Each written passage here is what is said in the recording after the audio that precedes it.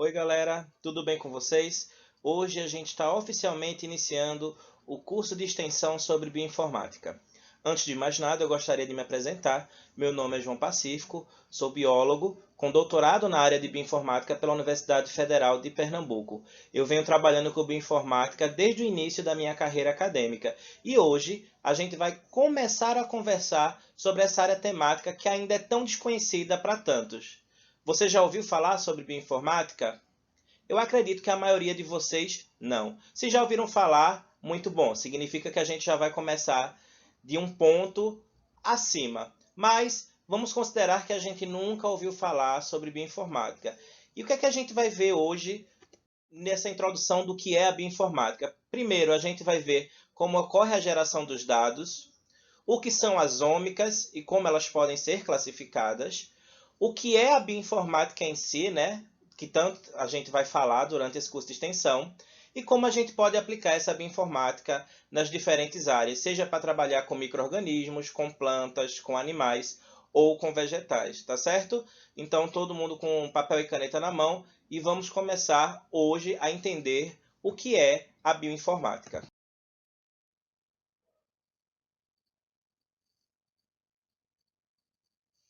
Então, antes da gente entender o que é bioinformática propriamente dito, a gente precisa entender um conceito associado à bioinformática, o conceito de Big Data. Vocês já ouviram falar em Big Data? Ou já leram em alguma revista, viram em algum jornal? Esse é um tema que está bastante discutido nos dias atuais, pois nós estamos no que conhecemos como era do Big Data.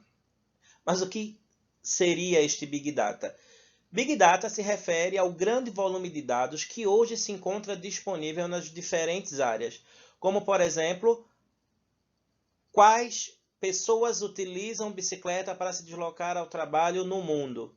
Essa informação é disponível? Se ela existe, que volume ela ocupa? Hoje nós vivemos uma época em que guardar os nossos dados na escala de giga ou terabyte já não é mais suficiente. Hoje a gente já fala em escala de petabyte. Mas o que seria um petabyte? Um petabyte seria equivalente a 1 milhão de gigabytes. Então imagine que você tem um arquivo de dados que ocupa 1 milhão de gigas de espaço. É muito dado.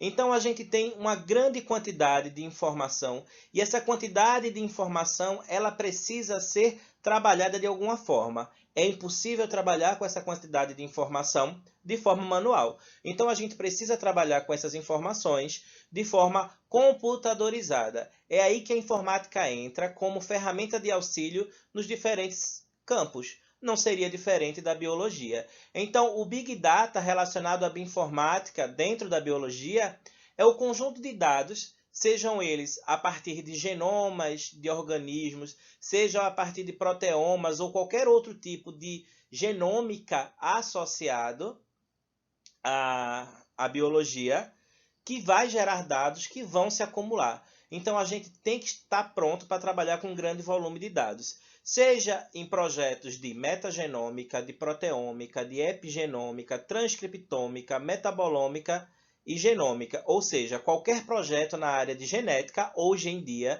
estão gerando dados que precisam ser trabalhados de forma computadorizada, porque manualmente é impossível de se lidar com esse tipo de dado. Esse grande volume de dados gerados para a bioinformática e para a genética de um modo geral, ele aumentou muito com as novas técnicas de sequenciamento. No início do século, as técnicas de sequenciamento eram muito primitivas, ou seja, permitiam que a gente sequenciasse poucos genomas e genomas muito pequenos. Mas a partir dos anos 2000, 2005, já é possível sequenciar com muito mais velocidade e muito mais genomas do que era no passado, inclusive genomas maiores. É por causa disso, por exemplo, que no início da pandemia foram feitos sequenciamentos de genomas do coronavírus em vários lugares do mundo. Por quê? Porque esta técnica está bastante avançada.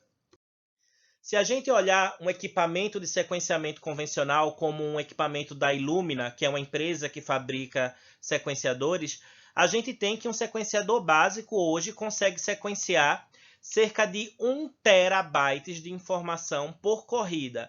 Então imagine que toda vez que você liga o equipamento para fazer um sequenciamento, você consegue gerar 1 terabyte de dado.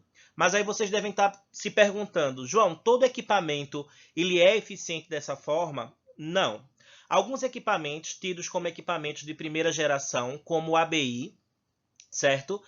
Que utilizavam o método Sanger, eles geravam poucas sequências e com uma qualidade não tão boa. Os equipamentos mais atuais é que geram muito mais informação, certo? E informação de qualidade. Hoje em dia existem sequenciadores tão evoluídos que eles são do tamanho de um pendrive. Quando, por exemplo, aqui no Brasil, quis se investigar o Zika vírus e foi levado um sequenciador do tamanho de um pendrive para que no interior do Brasil fossem feitos os sequenciamentos da população e assim tentar desvendar como é que o Zika vírus evoluiu aqui.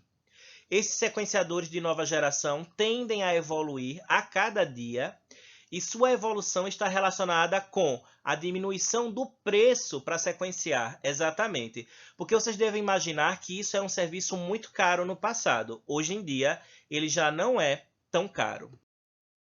Se a gente olhar esses gráficos aqui, a gente observa que a partir dos anos 2000, ali entre 2000 e 2005, ocorre um aumento na quantidade de sequências depositadas. A gente pode olhar aqui nesse gráfico à esquerda, que as linhas vermelhas e azul, elas têm um crescimento quase que exponencial a partir desse ano.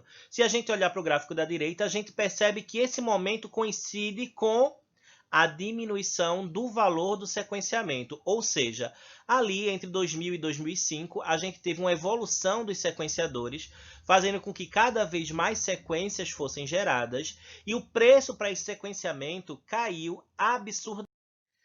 Inclusive, se a gente observa esse gráfico aqui que mostram os genomas que foram depositados nos diferentes bancos de dados pelo mundo, a gente percebe que a partir dos anos 2005, todos os níveis de organismos, sejam bactéria, eucariotos e vírus, tiveram um aumento na quantidade de sequências depositadas. E por que isso aconteceu? Simples. Melhorou-se a qualidade de sequenciamento e ficou mais barato sequenciar. Então, a gente aumenta o volume de dados, ou seja, a gente entra na área do Big Data simplesmente porque ficou mais barato gerar esses dados.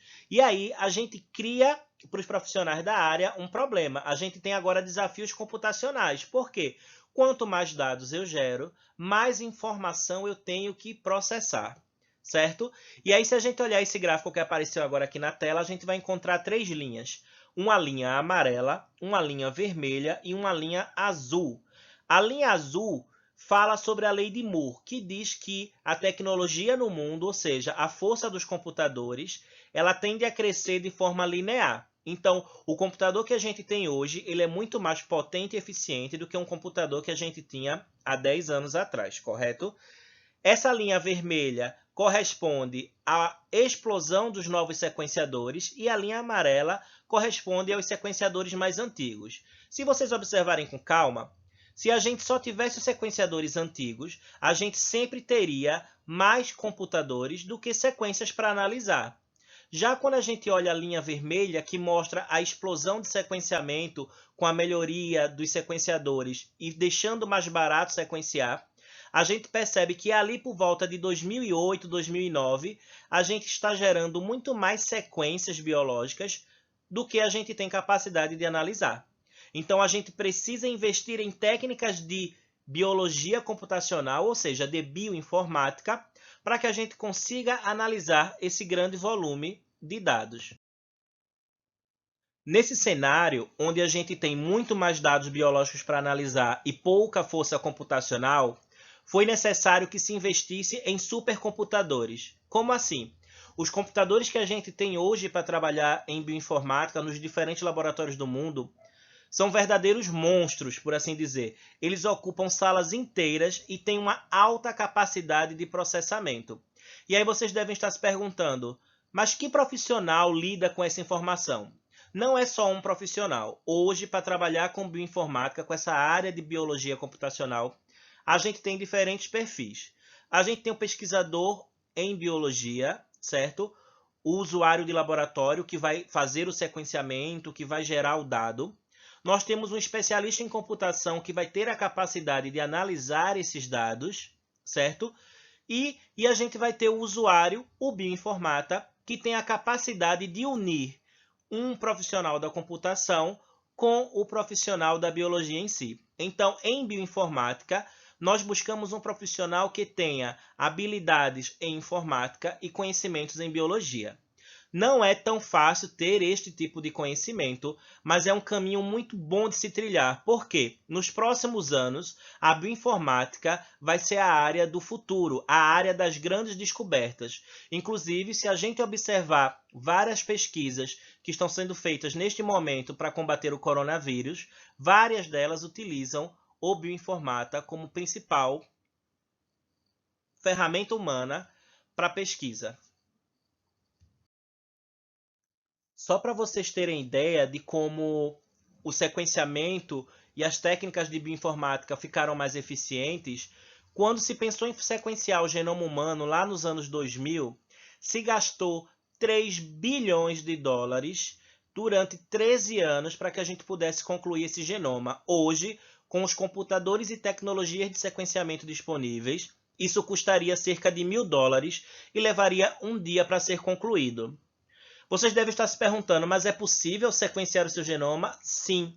Várias pessoas já fizeram isso, inclusive algumas famosas. Não sei se todos estão lembrados aqui, por exemplo, da atriz Angelina Jolie, que sequenciou o seu genoma, descobriu que possuía um gene que causaria câncer de mama e fez a remoção das mamas precocemente. Várias pessoas querem conhecer o seu genoma justamente para tentar descobrir se elas vão ou não ter alguma doença que seja caracterizada por um gene defeituoso. E você? Iria querer saber qual é o seu genoma, se você tem ou não algum gene defeituoso? É para se pensar. Essa questão da ética com relação aos genomas é uma área que tem crescido também nos últimos anos, mas ela não é foco da nossa discussão neste momento. Se algum de vocês ficou curioso para entender um pouco mais sobre sequenciamento, as diferentes técnicas, como essas técnicas vêm evoluindo nos passados anos, eu trago aqui uma lista de 5 artigos, tá? Que vocês podem procurar e ler para saber um pouco mais sobre sequenciamento. Aviso que esses artigos são em inglês, como a maioria da informação científica está em inglês. Mas com paciência, um bom tradutor, sempre é bom ter mais conhecimento. No início da aula de hoje, vocês já me ouviram falar sobre ômica, genômica, proteômica, fenômica, mas a gente ainda não tinha parado para conceituar isso, correto? Chegou o momento. A gente na biologia sabe que a informação genética ela é hierarquizada. Como assim? A gente tem o DNA, que gera o RNA, que gera as proteínas, ou seja, a gente tem diferentes moléculas no fluxo da informação. Então, quando a gente quer entender quais são os genes que compõem o organismo, a gente está querendo entender a sua genômica, ou seja, o seu genoma. Estamos trabalhando com uma ômica chamada genômica. Se eu quero entender quais são os RNAs que estão presentes em um organismo num dado momento, eu estou querendo ver o seu transcriptoma, ou seja, todos os transcritos. Se eu quiser observar todas as proteínas que existem em um organismo em um momento, eu estou querendo observar o seu proteoma. Então, por ômica, a gente tem a ciência que quer entender o conjunto de uma determinada molécula. Então, por exemplo, se eu quiser trabalhar com os carboidratos, os açúcares de um organismo, eu posso estar falando de glicoma ou glicômica. Se eu quiser trabalhar com todos os metabólitos de um organismo, eu estou falando da metabolômica. Assim, dependendo da ômica que eu esteja trabalhando, eu preciso saber que moléculas eu estou lidando e o que é que eu posso observar em cada uma delas. Por exemplo, se eu estou trabalhando com genes, genômica, eu não vou poder trabalhar com a estrutura tridimensional de proteínas. Por quê? A estrutura tridimensional de proteínas é da proteômica e não da genômica, certo? Então, toda vez que vocês lerem por aí genômica, transcriptômica, metabolômica, fenômica, tenham em mente que essa ômica em questão está trabalhando com uma molécula específica, certo? Então é preciso saber qual é a ômica que eu estou trabalhando para compreender qual é a molécula que eu estou trabalhando. Então, vamos pensar nas 3 ômicas básicas: genômica, transcriptômica e proteômica. Na genômica, eu vou lidar com genes, na transcriptômica, com transcritos, ou seja, com RNA, e a proteômica, com proteínas em si, certo? Sempre lembrando que o dogma central da biologia sempre é respeitado. DNA gera RNA, que gera proteína. Dependendo da ômica que eu escolhi trabalhar, seja ela genoma, transcriptoma, proteoma, eu tenho que ter em mente algumas características daquela molécula. Como assim? Eu tenho que ter em mente, por exemplo, que o genoma ele é único. Ou seja, nós, Homo sapiens, apesar de termos algumas diferenças pontuais, carregamos um único genoma. Já o nosso transcriptoma, ele não é único, ele vai ser modificado pelo tempo e pelo tecido. Como assim? Você deve imaginar, por exemplo, que os genes que estão ativos no seu cérebro são diferentes dos genes que estão ativos no seu fígado. Ou os genes que estão ativos em você quando você está doente são diferentes dos genes que vão estar ativos quando você está saudável. Da mesma forma, a gente tem que ter em mente que, dependendo da molécula que a gente esteja trabalhando, a gente precisa entender se ela vai estar ativa ou inativa em um momento e de que forma ela vai influenciar na nossa relação com o meio que nos circunda. E aí, para analisar as diferentes ômicas, a gente tem diferentes técnicas, como sequenciamento de genoma completo, sequenciamento de exoma, sequenciamento de RNA, ChIP-seq, ClIP-seq, bisulfite-seq, só para citar algumas das diferentes técnicas que a gente tem para sequenciar as moléculas. Por que eu trouxe isso aqui? Porque da mesma forma que eu preciso conhecer a molécula que eu vou trabalhar, eu preciso saber se existe alguma metodologia de sequenciamento que atende à minha necessidade. Então, para cada tipo de molécula, uma técnica de sequenciamento.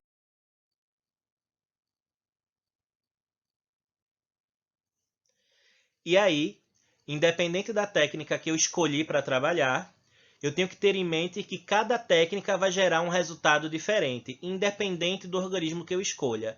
Então, se eu olhar para a árvore da vida e escolher qualquer organismo, sei lá, eu escolhi trabalhar com escorpiões.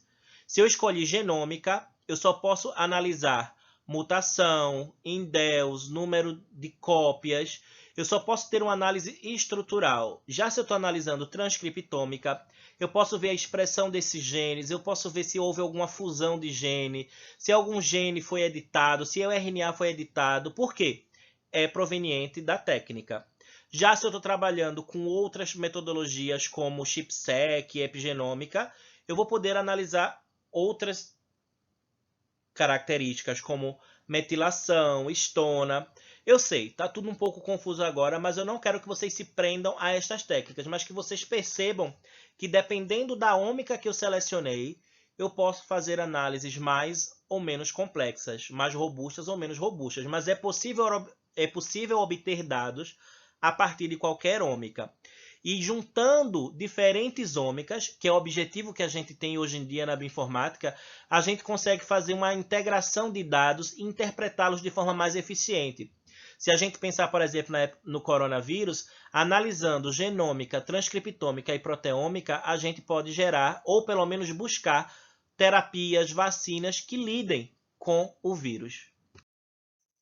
E aí, no meio disso tudo, a gente pode conceituar a bioinformática. Eu sei, foi longo até chegar aqui, mas a gente precisa ter em mente então que a bioinformática é a junção dessas técnicas de informática, essas técnicas computacionais com o conhecimento da biologia, de forma que biologia, tecnologia e computação estão sempre se alimentando em um processo cíclico. Então, por bioinformática, a gente tem que esta é uma área temática que une a informática e a biologia, de forma a integrar dados de diferentes ômicas, genômica, proteômica, transcriptômica, assim como todo conhecimento científico associado, buscando elucidar questões importantes, sejam para micro-organismos, como o vírus do coronavírus, né? Sejam para plantas, animais ou próprio humano. Então, bioinformática não é uma área isolada. Na verdade, ela é uma área que comunica diferentes áreas, certo? Então, neste momento, chegamos à metade do conteúdo dessa semana, certo?